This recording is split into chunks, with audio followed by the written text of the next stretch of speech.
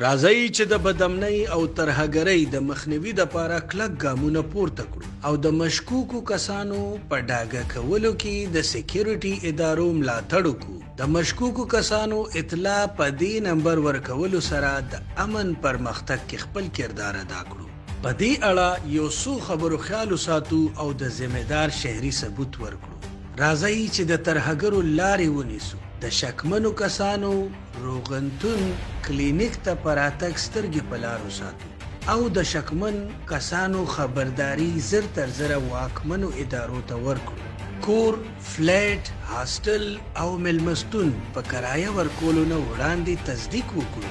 کور په کرایه ورکولو نه مخکې پولیس سټیشن ته تصدیق کړی شوی د کرایه‌دار TIF فارم ضرور جمع کړو. د رجسټریشن نه بغیر موټرې او موټر سایکلې د ترهګرو اسانه وسیله ده.